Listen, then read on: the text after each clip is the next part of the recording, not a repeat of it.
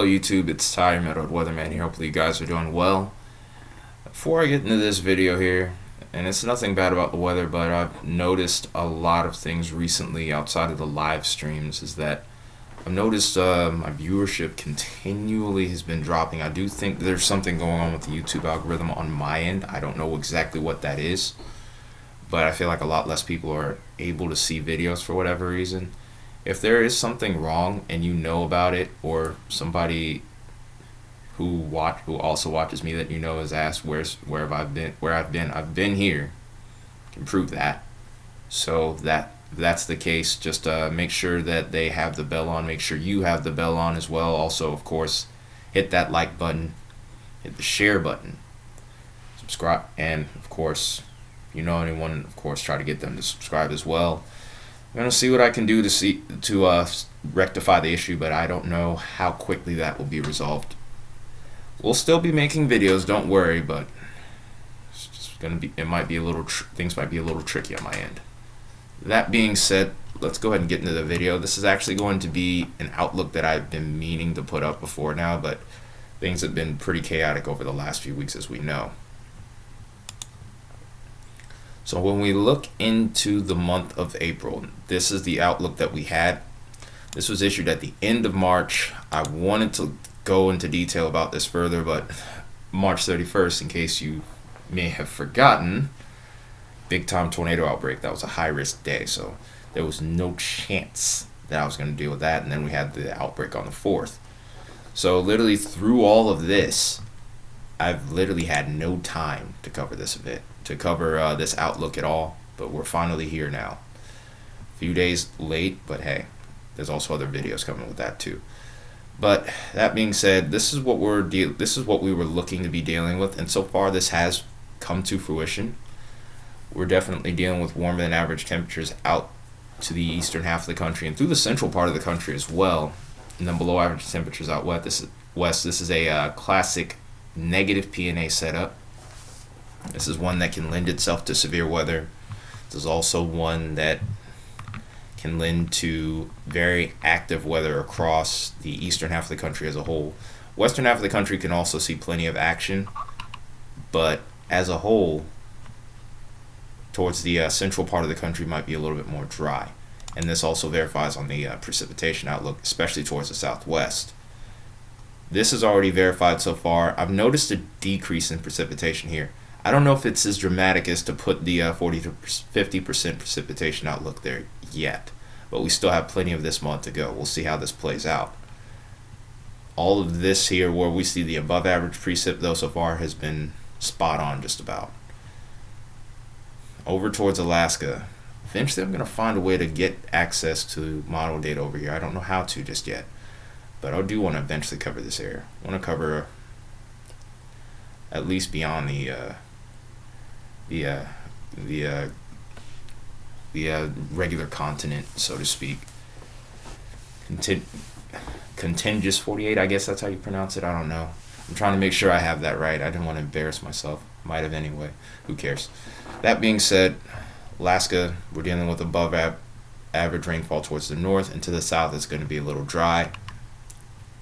Also looking at the temperatures, we're dealing with a pretty similar deal. It's going to be colder than average to the south, warmer to the north, and that could be a telling sign of some changes here, because right now we're in a quiet pattern.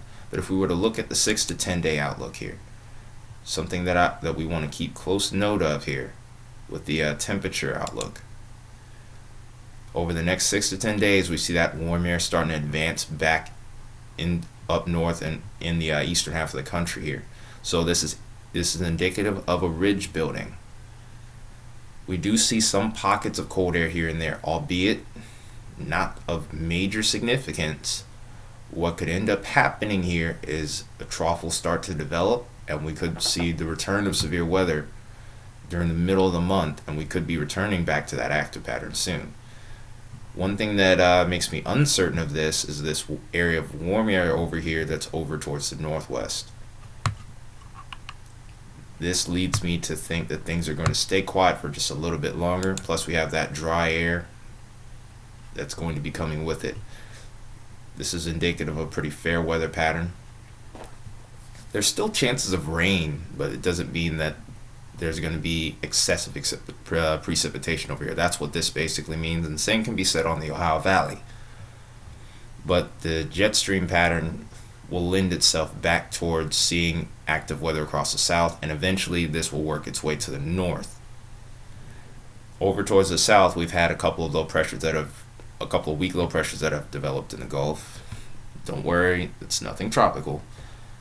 Hurricane season is still pretty far away, and conditions right now are not favorable. We will be talking about that in another video very soon, though. But with those low pressures that develop across the Gulf Coast, head across the southeast, we do see a chance for increased precipitation, especially over towards Florida, the Carolinas, and parts of southern Georgia. Some of these little systems may sneak their way through the southern part of the west coast and then work their way across New Mexico and parts of Texas. There's a chance of getting some slightly above average rainfall, but nothing of major significance. Also, since we've been talking about Alaska, we'll show that over the next 6 to 10 days, they may be pretty dry over most of the region here, especially over the western half. The closer we get to the U.S., actually, it's a little bit more moist. That's where some of the atmospheric river conditions are persisting right now, albeit a much weaker version of what we've been seeing. But that's what we have going on currently. As far as hazards are concerned, there's no real risk of any sort of precipitation, of any major precipitation, snow, high winds, and really the main story is below average temperatures, and that's mainly across Alaska. But outside of that, not too much going on there. We're going to take a look at a particular model here that I don't tend to use much for forecasting, but this is actually going to give a good example of what I could expect here, to an extent, because this goes out very far. This covers things on a week-to-week basis. This is more so a mean average. This isn't a day-by-day basis, and this is very much prone to change. And this is a CFS. It's American Weather Model, but it's mainly based on climate. So if we go ahead and take a look at things here, you can kind of see that warm air start as displayed here with these brighter colors starting to come into play here. You can see that bubble of warm air starting to hang out over the Ohio Valley, the Northeast, and even parts of the Northern Plains. What ends up happening as this goes forward is that warm air eventually starts to retreat a little bit further north of the border actually, and while we're not going to be able to see it by the next scan, you can kind of see it right here. This little area of blue, that's cold air. And remember, and I don't know if I said this before or not, but that was a crappy arrow, but I don't know if you've heard me say this before, but warm and cold air masses cannot exist in the same space. They will always fight it out with one another. I still drew a bad arrow. Whatever. But warm and cold air cannot exist in the same space. It just will not happen. Eventually, one of those two air masses will win out. So what ends up happening here is this ridge is going to get kicked out by this trough that will be coming in here. And I won't have a good way of really showing this right now, but what's going to end up happening here, okay, I'm trying to get that to work, but what's going to happen is that's going to be the trough that's moving offshore at this point, but it's going to move that warm air out of the way. We're going to start to see potentially multiple troughs coming into the equation here, and we're going to start to see an active pattern return to the country for the end of the month. So while we're dealing with calmer weather right now, do not think that this will remain.